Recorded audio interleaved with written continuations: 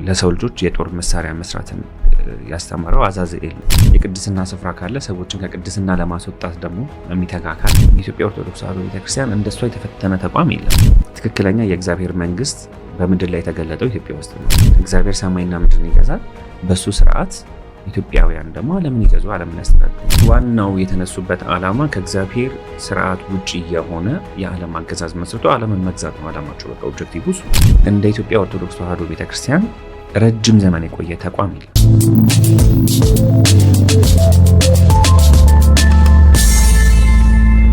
እስከዛሬ ከሄድኩባቸው ቦታዎች ያው ኢትዮጵያ አክቹዋሊ ኢትዮጵያ ቅድስት ሀገር ስለምትባል አብዛኛው የኢትዮጵያ ክፍል መንፈሳዊ ቦታ ነው። አብዛኛው የሚታይም የማይታይም። አንዳንደኛ መንፈሳዊ የምንለው የሚታይ ነገር ሲኖር ብቻ ነው። አንድም ቦታ መንፈሳዊ ነው ለማለት የግድ ቤተክርስቲያን መኖሩ አንድ ነገር ነው። ግን የማናያቸው የተሰወሩ ከኛ እይታ ውጪ የሆኑ ደግሞ የተቀደሰ ስፍራ የሚሰራባቸው ቅዱሳን የሚገኙባቸው መንፈሳዊ የሆኑ ቦታዎች አሉ። ከነሱ መካከል አንዱ አፋር ነው። እኛ ስንሄድ የሚታየን እሳትና ጨው ብቻ ስለሆነ ነው እንጂ በጣም መንፈሳዊ ቦታ ነው። አባ ተስፋ ስላሴ ሞገስ ያጻፏቸው የጽሁፍ ስራዎች ላይ እሳቸው ብቻ ሳይሆን ከኢትዮጵያ ውጭም ያሉ የታሪክ ጸሐፍት የሚያነሷቸው ሀሳቦች አሉ ከአፋር ጋር በተገናኘ። አንደኛው ኢትዮጵያ ውስጥ ይገኛሉ ተብለው የሚታሰቡ የተሰወሩ ከተሞች፣ የተሰወሩ ፒራሚዶች ይገኙባቸዋል ተብሎ ከሚታሰብባቸው ቦታዎች አንዱ ዳሎል ነው አፋር። አፋር ውስጥ በጣም ብዙ የተሰወሩ ገዳማቶችም እንዳሉ አባቶች ይናገራሉ። የተሰወሩ ገዳማቶች አሉ፣ ፒራሚዶች አሉ። እነዚህ ቦታዎች ደግሞ የቅድስና ስራ የሚሰራባቸው ቦታዎች ናቸው። እሱ ነው መንፈሳዊ የሚያደርገው ቦታው። ምንድነው መሰለህ አሁን በሁሉም የኢትዮጵያ ክፍል ውስጥ የሚነገሩ ታሪኮች አሉ አይደል? የተለያየ ዳይሜንሽን ላይ የሚኖሩ ፍጥረታቶች አሉ፣ ፍጡራኖች አሉ። ከነሱ መካከል አንዱ ከዚህ በፊትም አንስተነዋል፣ ዛር እየተባሉ የሚነሱት ነገዶች ናቸው። የዛር መንፈስ ወይም የዛር ነገድ የምንላቸው የተለያዩ የሀገራችን ክፍሎች ውስጥ አሉ። በተለያየ መንገድ የሚገናኟቸው ሰዎች አሉ። እነሱም መጥተው የሚያገኟቸው ሰዎች አካላቶች አሉ። በፕሮግራሙ ላይ እንደውም የተወሰነ ሜንሽን አድርጌው ነበረ። አፋር ሄድን ጊዜ ለምሳሌ እዛ ኤርታሌ አካባቢ ላይ አብዶ የሚባል መንፈስ አለ ይሉሃል፣ ራሳቸው ይነግሩሃል።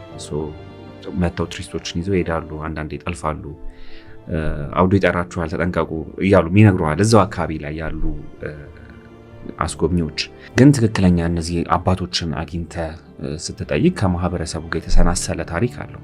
ስለ እነዚህ መናፍስት የሚነግሩ ታሪኮች አሉ። ይሄ አፋር ብቻ ሳይሆን ሁሉም የሀገራችን ክፍል ላይ ያለ ታሪክ ነው። ግን ብዙ በቅዱሳንም በሌሎችም ዳይሜንሽን ላይ ባሉ ፍጥረታቶች የሚጎበኝ ቦታ ነው አፋር። ሴንተር ስለሆነ ነው። አፋር ብቻ ሳይሆን ኢትዮጵያ ሴንተር ነች ብለን የለ። ስለዚህ ቅዱሳን መናፍስትም የሚጎበኟት የሚወጡባት የሚወርዱባት ቦታ ነች። የቅድስና ስፍራ ካለ ሰዎችን ከቅድስና ለማስወጣት ደግሞ የሚተጋ አካል አለ። ስለዚህ የትም ሊሄድ አይችልም፣ እዚህ ነው ሊመጣ የሚችለው። ስለዚህ ሁለቱም ጦርነት አለ፣ በቅዱሳኑም በሌሎችም ዳይሜንሽኖች። ይህን ስለ ርኩሳን መናፍስት ብቻ ሳይሆን እንግዲህ ሌሎች ኤሊያኖች አሉ እኮ ብለን ከዚህ በፊት አንስተናል። ለምሳሌ ዛር እኮ አሁን ለምዕራባውያኖቹ ኤሊያኖች ናቸው። ምክንያቱም ምንነታቸውን አያውቁትም። የማያውቁትን ነገር እንዳለ ነው ኤሊያን የሚሉት ምዕራባውያን።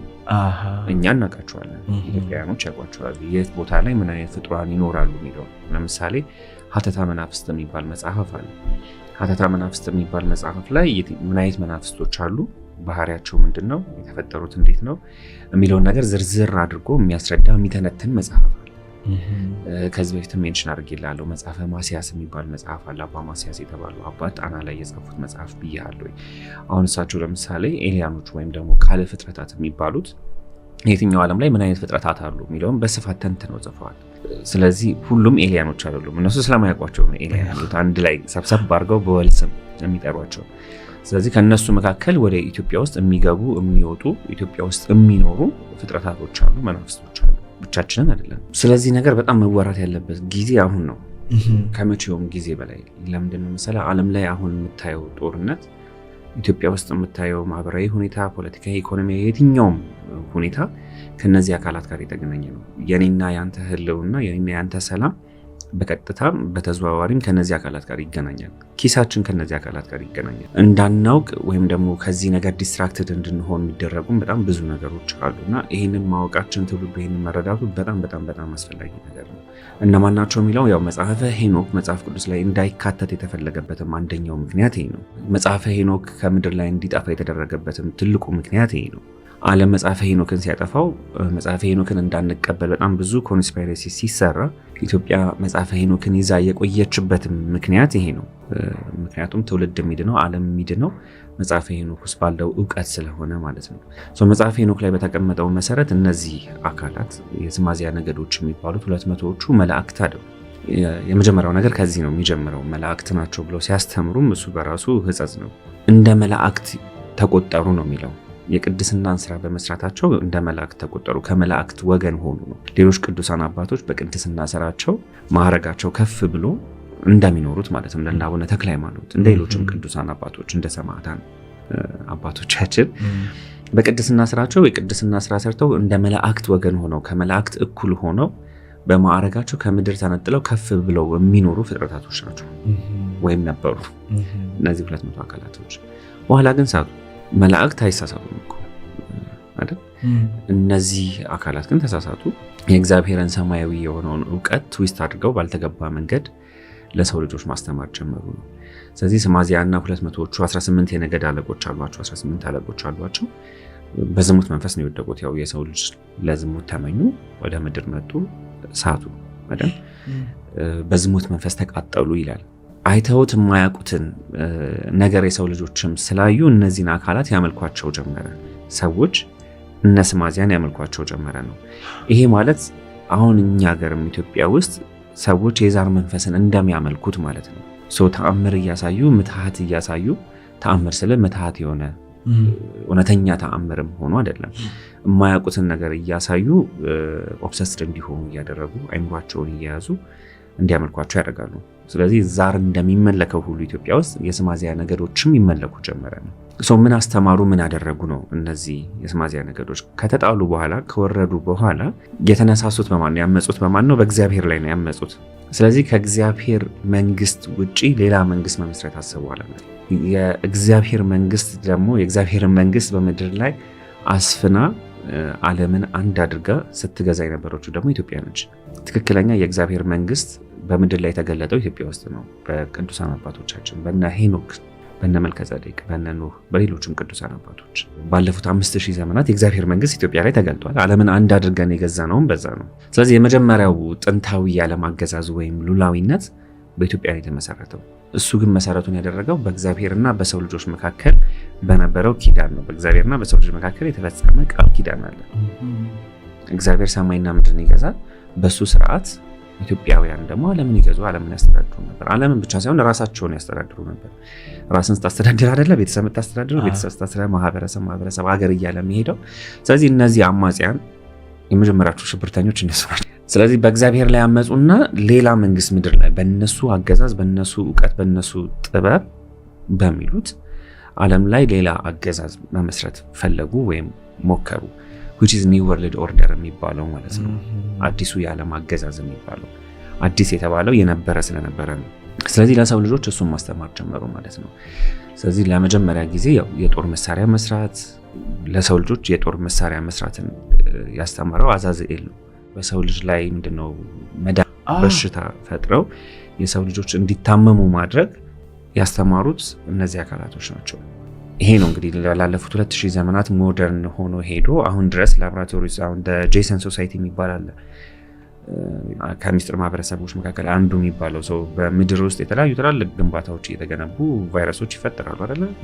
ፋብሪኬትድ የሆኑ በሽታዎች አሉ እንደምናውቀው ኤችአይቪን ጨምሮ ማለት ነው። ኤችአይቪ፣ ኢቦላ፣ ኮቪድ ብዙ በሽታዎችን ማንሳት እንችላለን። አብዛኞቹ የአይምሮ በሽታዎች አይደሉም፣ ምዕራባውያን የፈጠሯቸው በሽታዎች ናቸው። በሽታ መፍጠርን ያስተማሩት እነሱ ናቸው። ለምንድነው በሽታ ፈጥረው ለሰዎች እንዲታመሙ የሚያደርጉት? ከዛ መድኃኒትም እነሱ ናቸው የሚሰጡ። ስለዚህ ታመልካቸዋለህ። ምክንያቱም መድኃኒት የምታገኘው ከነሱ። ታማል፣ መድኃኒት ትፈልጋለህ፣ መድኃኒቱ ያለው እነሱ ጋር። ዩኤስኤድ እርዳታ ሲያቆም ትልቁ አንደኛው መነጋገር የነበረው ምንድን ነው? ሕክምና ላይ ያደርጉት የነበረው ድጋፍ ነው አይደለ? ለምሳሌ ለኤችአይቪ ተብሎ የሚመጡ መድኃኒቶች፣ ሌሎችም በርካታ መድኃኒቶች ከየት ነው የሚመጡት? በማን ድጋፍ ነው የሚመጡት? ከየት ነው የሚመጡት? አይደል? አፍሪካኖች ያለ እነሱ መኖር አይችሉም፣ አንችልም። ፓተርኖቹን እንድታያቸው ነው። ስለዚህ አንደኛው ለሰው ልጆች ያስተማሩት ነገር ይሄንን ነው። ሌላኛው ሴዳክሽን ነው። ባለፈው አንስተነዋል። ለሴት ልጆች ያስተማሯቸው ትምህርቶች አሉ። ያንን ያስተማሩት ሴት ልጅ ወንድ ልጅ ሴዲዩስ እንድታረግ ሳይሆን ሴቶች እነሱን ያንን መንፈስ ኢንቮክ ለማድረግ ወይም ሴዲዩስ ለማድረግ ሴክስ ሪቹዋል የሚባለውን ነገር ግብር ያስተማሩት እነሱ ናቸው። አሁን ዓለም እየጠፋ ያለው አንደኛው ነገር ይሄ ነው። ሴክስ ሪቹዋል የሚባለው ነገር ግብር ማለት ነው። ለዛ ግብር የሚፈጸሙ ነገሮች አሉ፣ በርካታ ነገሮች፣ መኳል፣ መቀንደብ፣ አርቲፊሻል የሆኑ ነገሮች፣ እነዚህ እንዳለ ያኔ እነ ስማዚያ ለሰው ልጆች ያስተማሩት ነገር ገብተዋል። አሁን ላይ ያለው ጦርነት ምንድነው? ሴቶቻችን ብቻ ሳይሆን ወንዶችም አሁን እዛ ፕራክቲስ ውስጥ ገብተዋል። ከሰብአዊነት ከኛ ተፈጥሮ ውጪ የሆኑ ነገሮች ማለት ነው። እግዚአብሔር የሰራቸው ነገሮች እንዳለ ለመልካም ነገሮች ናቸው። ከነሱ በተጨማሪ የሆኑ ነገሮች ግን የኛ ግብር አይደሉም። እነዚህ ነገሮች የተፈጠሩት በእነዚህ ወይም ያስተማሩት እነዚህ አካላቶች ናቸው። እንዴት ምናምን የሚለውም በኋላ ላይ በደንብ ልንወያይበት እንችላለን። እንዴት ተግባራዊ የተደረገ የሚለውም ማለት ነው። ለምሳሌ በጣም ቀላል ምሳሌ ነው የምነግርህ። ይህንን ባልተገባ መንገድ ኮንቴክስቱን ባይቀይሩት ደስ ይለኛል። ይህንን የሚመለከቱ ሰዎች ግን ያው ከፌሚኒዝም ጋር አያይዘው ስለሚያነሱት ነው። ሴት እህቶቻችን ቀሚስ አውልቀው ሱሪ የለበሱት መተው ወርክሾፕ ሰጥተው እኮ አይደለም። ምዕራባውያን እንዴት ላይክ ባህላችን፣ ካልቸራችን፣ አለባበሳችን፣ አኗኗራችን እንዴት ተቀየረ በኋላ ላይ በደንብ ዲስከስ እናደርጋለን። ይሄ ከዚህ ጀምሮ እስከ መንግስት ስርዓት፣ እስከ ኢኮኖሚ ስርዓት፣ እስከ ማህበራዊ ስርዓት፣ እስከ ትምህርት ስርዓት፣ መንፈሳዊ ስርዓቶች ጨምሮ ማለት ነው እንዴት በትንተናችንን አውጥተውናል። እሱን በደንብ ልንወያይበት እንችላለን። ግን ዞሮ ከእግዚአብሔር መንግስት ኢትዮጵያ ተነጥላ እንድትወጣ፣ ዓለም ተነጥሎ እንዲወጣ ያደረጉት እነዚህ 200ዎቹ ነገሮች ናቸው። ሰማያዊ የነበረውን የእግዚአብሔርን እውቀት እየገለበጡ ትዊስት እያደረጉ ለሰው ልጆች አስተማሩ ማለት ነውና ዓለም ዳይሬክሽኑን የቀየረው እዛ ነጥብ ላይ ነው፣ እዛ የታሪክ ዘመን ላይ ነው።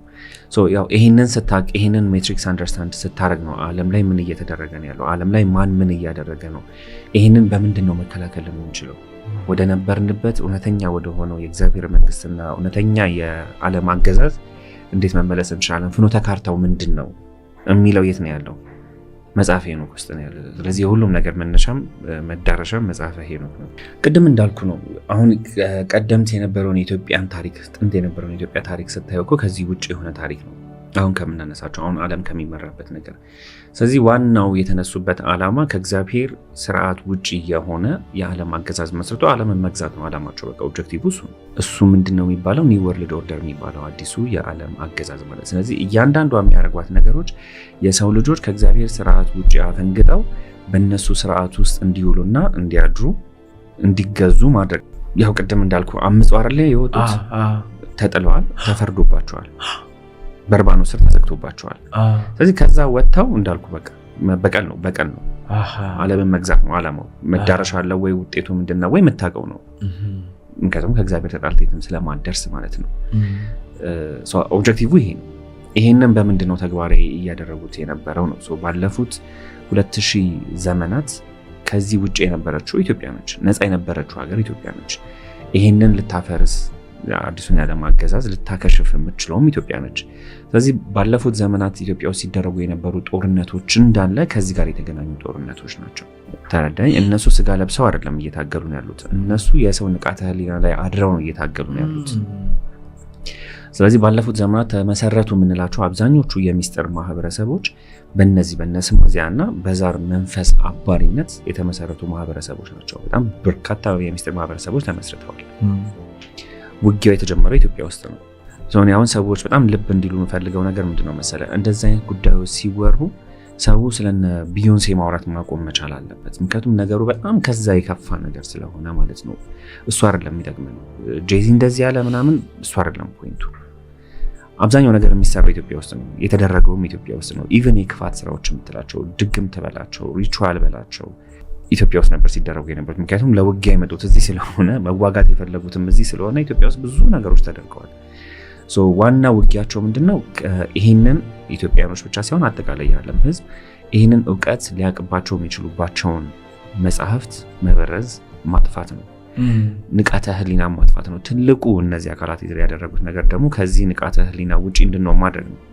የመጀመሪያው ንቃተ ህሊና ምንድነው? ኢትዮጵያዊነት ነው። ኢትዮጵያዊነት ከእግዚአብሔር መንግስት ጋር የተሰናሰለ ነገር ስለሆነ ኢትዮጵያዊነት የምንለውን ሀሳብ ላይ ያለንን ንቃተ ህሊና ማፍረስ ነው፣ ማፍለስ ነው። ሁለተኛ ሰንደቅ ዓላማ። ሰንደቅ ዓላማችን ላይ በጣም ብዙ ኮንስፓይሬሲዎች ይሰራሉ አይደል? ባንዲራ የኔ ሰንደቅ የኔ አርማ ነው ብለን እንዳትቀበለው ለምንድን ነው የሚያደርጉት ካልኩህ ኪዳኖች አንዱ ሰንደቅ ዓላማው። ይሄ ሰንደቅ ዓላማ የመጣው ምንድነው? ኖህ እነ ስማዚያን ያሸነፈበት እግዚአብሔርና ኖህ ቃል ኪዳን የተገባቡበት የዛ ድል መለያ ነው። የድህነት የፈውስ መለያ ነው። አረንጓዴ ቢጫ ቀዩ እኛ የሰው ልጆች በእነዚህ መናፍስት ላይ ያለንን የበላይነት ማረጋገጫ ወይም ያረጋገጥንበት የድል አርማ ነው። እዚሁ ጣና አራራት ተራራ ላይ የኖህ ልጆች እኮ ተጨነቁ ይላል መጽሐፈ ኩፋሌ። ከጠፉ በኋላ ተዘግቶባቸዋል ነበር፣ በርባኖስ ስር ተዘግቶባቸዋል እነዚህ አካላቶች። የሰው ልጆች ጠፉ። ከዛ በኋላ ምንድን ያደረጉት? የኖህ ልጆችን አይምሮ ተቆጣጠሩት ይላል። ተቆጣጠሯቸው። ሰው ልጆቹ ተጨነቁ፣ በድብርት ውስጥ፣ በጭንቀት በፍርሃት ውስጥ ወደቁ። እነዚህ ዲፕሬሽን፣ አንዛይቲ እና የምትላቸው በሽታዎች፣ ስኪዞፍሬኒያ የምትላቸው አይነት በሽታዎች በእነሱ ተጨነቁ። ስለዚህ ኖህ አምርሮ አለቀሰ። ሲያለቅስ እግዚአብሔር ሰጠው መድኃኒቶችን፣ የ700 እጽዋቶችን እውቀት ገለጸለት። ከዛ በኋላ ድጋሜ የሰው ልጆችን ላታጠፋ በእንደዚህ አይነት መንገድ እንደማታጠፋ ቃል ኪዳን ገባልኝ ያለው ቃል ኪዳን ገባለት። እሱን ኪዳን በዚህ ሰንደቅ ዓላማ አረጋገጡ። ስለዚህ ሰንደቅ ዓላማ ላይ ታሪክህ ላይ መንፈሳዊ ታሪክህ ላይ መንፈሳዊ ማንነትህ ላይ ኢትዮጵያዊ ማንነትህ ላይ ያለውን ንቃተ ህሊና ማፍረስና ማፍለስ ነው ዋና አንደኛ ሲያደርጉት የነበሩት ነገሮች። ሁለተኛ መረጃዎችን ማጥፋት ነው፣ መጽሐፍቶችን ማቃጠል፣ ተቋማቶችን ማፍረስ። የኢትዮጵያ ኦርቶዶክስ ተዋሕዶ ቤተክርስቲያን እንደሷ የተፈተነ ተቋም የለም ዓለም ላይ። ይህንን በጣም ቦልድ አድርጌ መናገር የምፈልገው እንደ ኢትዮጵያ ኦርቶዶክስ ተዋሕዶ ቤተክርስቲያን ረጅም ዘመን የቆየ ተቋም የለም ዓለም። ይህም በእርግጠኝነት መናገር ይችላል እንደ ተቋም። ምክንያቱም ቤተክርስቲያኗ የሃይማኖት ተቋም ብቻ አይደለችም። ከ2000 ዓመት በላይ እድሜ ያላት የምርምር ተቋም ነች። የትኛውም ዩኒቨርሲቲ እንደ ኢትዮጵያ ኦርቶዶክስ ተዋሕዶ ቤተክርስቲያን የተሰነደ የምርምር ውጤት የለውም። በእርግጠኝነት መናገር የምንችለው ነገር በየዘርፉ ኳንተም ሜካኒክስ በለው፣ ፊዚክስ በለው፣ አስትሮሎጂ በለው፣ ሕክምና በለው፣ በየትኛውም ዘርፍ ላይ ማለት ነው። የታሪክ መጽሐፍት በሁሉም ረገድ ማለት ነው። የዓለምን ታሪክ የቱ ጋር እንደሳተ አብዛኛው የዓለም ታሪክ ድርሰት ነው። አሁን የምናውቀው ታሪክ እውነተኛው የዓለም ታሪክ ያለው የት ነው? ኢትዮጵያ ውስጥ። እውነቱን ነው የሚጽፉት፣ የታሪኩ ባለቤቶችም ናቸው። ስለዚህ የእነሱን ድርሰት የሚያጋልጠው መጽሐፍቶች፣ መረጃዎች ያሉት የኢትዮጵያ ኦርቶዶክስ ተዋሕዶ ቤተክርስቲያን ውስጥ ነው። ኢትዮጵያ ኦርቶዶክስ ተዋሕዶ ቤተክርስቲያን ስትፈተን የኖረችው የምትፈተነው፣ ስትቃጠል የነበረው፣ ስትዘረፍ የነበረው ለዚህ ነው። ዋና ዓላማቸው ይሄ ነው። አንድ ማህበረሰብ ልንገር፣ ከዚህ በፊት ሜንሽን አድርጌው ነበረ፣ ፕራይሪ ኦፍ ዛይን የሚባል የእነሱ ተቀጽል አለ። ፈረንሳይ ውስጥ የነበሩ ማህበረሰቦች ናቸው። ሜይ ቢ ዳቪንቺ ኮድን ካነበብኩ እዛ ላይ የተነሱ ሀሳቦች ናቸው። እነዚህ ማህበረሰቦች ምን ብለው ነው የሚያምኑት? የክርስቶስን ዘር አስጠባቂ ነን ብለው ነው የሚያምኑት። ጌታችን መድኃኒታችን ኢየሱስ ክርስቶስ ከመግደላዊት ማርያም ያው ማለቱ ቢከብድም ልጆች አሉት። እሱ ሲሰቀል መግደላዊት ማርያም ልጆቹን ይዛ ወደ አውሮፓ መጣለች፣ ፈረንሳይ ውስጥ መጣለች። የነሱ የልጅ ልጆች ትልቅ ዳይናስቲ መስርተው አውሮፓን የገዙት ያስተዳደሩት እነሱ ናቸው። ስለዚህ ያንን ዘር እናስጠብቃለን ብሎ የተነሱ አካላቶች ናቸው። ይህንን የሚሰራው እነዚህ የሚባሉት እነ ስማዚያ ናቸው። ምክንያቱም ስራቸው የሚሰሩት ምንድነው? ንቃተ ህሊና ላይ ከተነሱ በኋላ ይሄ ማህበረሰብ ለረጅም ዘመን ሲያደርግ የነበረው ነገር ምንድነው ታውቃለህ? ኢትዮጵያን ነበር ሲያጠቁ የነበሩት። ዓለም ላይ ትላልቅ ጦር በጣም ብዙ ቢሊዮን ዶላር ገንዘብ አፍሰው አሁንም ድረስ ነው ማለት ከጌታችን ከመድኃኒታችን ከኢየሱስ ክርስቶስ ጋር የተገናኙ መንፈሳዊ ቅርሶችን ይፈልጉ ነበር፣ ያሰባስቡ ነበር። አንድም ለማጥፋት፣ አንድም ለመበረዝ፣ አንድም ይዛው የነሱ ለማድረግ። በዚህ ሁሉ ውስጥ ስትቀጠቀጥ የኖረችው ማነች? ኢትዮጵያና ኢትዮጵያ ኦርቶዶክስ ተዋሕዶ ቤተክርስቲያን። ለምን? መረጃዎቹ ያሉት እዚህ ስለሆነ። ስለዚህ ሲያረጉት የኖሩት ነገር ዋና ቀደም እንዳልከው መነሻችን ላይ ዓላማቸው ከእግዚአብሔር ስርዓት ውጭ የሆነውን የዓለም አገዛዝ ማስቀጠል ነው። ትናንትም ዛሬም ለነገ ማስቀጠል ነው። ከዛ ውጪ ስጋት ይሆናሉ የተባሉ ነገሮችን ማጥፋትና መደምሰስ ነው። ነገ የሚመጣው ትውልድ ግን እውነቱን እንዳያውቅ ደግሞ ታሪክ መበረዝ፣ መረጃ ማጥፋት፣ ንቃተ ህሊናን መደምሰስ ነው። ንቃተ ህሊና ስንል በየዘርፉ ልናነሳው እንችላለን። ስለ አንተነትህ ያለህን ንቃተ ህሊና፣ እኔ ስለ እኔ ኢትዮጵያዊ ማቱን ሰው ስለ ሰውነቱ ያለው ንቃተ ህሊና፣ በሰው ልጅና በእግዚአብሔር መካከል ስላለው ግንኙነት ያለህን ንቃተ ህሊና፣ አንተ ዓለም ላይ ስላለ ኃይል፣ አንተ ዓለም ላይ ማድረግ ስለምችለው ነገር ያለህን ንቃተ ህሊና፣ እንደ ኢትዮጵያዊ ደግሞ ኢትዮጵያዊ ንቃተ ህሊና፣ ኢትዮጵያ ምን እንዳደረገች ምን ልታረግ እንደምችል ያለህን ንቃተ ህሊና መበረዝና ማጥፋት ነው። እንዳልኩ እነዚህ ፍጥረታቶች አክቲቭ ሆነው ስራ መጀመር ከጀመሩበት ጊዜ አንስቶ ኢትዮጵያ ተጠቃ ነበር። እነዚህ የስማዚያ ነገዶች ከተነሱበት ጊዜ አንስቶ ከዛ በፊትም ደግሞ የዛር መናፍስት ኢትዮጵያን ያጠቁ ነበረ። ባለፈው ማናቸው ምንድናቸው ምንድነው የሚያደርጉት የሚለውን ስናነሳ እንዳነሳ ነው። ስለዚህ የኢትዮጵያ ጠላቶችን ከሁለት አንጻር ልናየው እንችላለን። ከዛ እነሱ ደግሞ ያደሩባቸው፣ እነሱ የሚገዟቸው የሚያስተዳድሯቸው የእነሱ ፈረስ የሆኑ ደግሞ አካላቶች አሉ፣ አገራቶች አሉ፣ ማህበረሰቦች አሉ። ስለዚህ ታሪኩን በደንብ ብሬክዳውን እናድርገው ብንል 2000 እና ከ2000 ዓመት በላይ ወደኋላ 3000 4000 ልንሄድ እንችላለን። የቱ ጋር ነው ኢትዮጵያ መጠቃት የጀመረችው የሚለው። ኢትዮጵያ የምትጠቃበት ዋነኛው ዓላማ ግን ቅድም ያለው ነገር ነው። በቃ ትክክለኛውን እውነተኛውን የእግዚአብሔርን መንግስት በመመስረቷና ከዛ እንድንወጣ በሚፈልጉ አካላቶች መካከል የሚደረጉ ውጊያዎች ነበሩ። ይሄንን ቅድም አንተን ብለዋል። አለመረዳታችን ከየትኛውም ጊዜ በላይ አሁን ላይ ግን እንድንሸነፍ አድርጎናል። አሁን እያሸነፍን አይደለም፣ አሁን እየተሸነፍን ነው። በጣም ትልቅ ውጊያ ላይ ነን ያለነው፣ እንደ ግለሰብም፣ እንደ ቤተሰብም፣ እንደ ማህበረሰብም፣ እንደ አገርም ማለት ነው። እንዳልኩ አልተረዳነውም። ኢትዮጵያ ምን አይነት ውጊያ ላይ ነች የሚለውን አልተረዳነውም። ኢትዮጵያ ከሌሎች ሀገራትም ጋር ከግለሰብ ከራሳችንም ጋር ያለንን ውጊያ በአግባቡ አልተረዳነውም።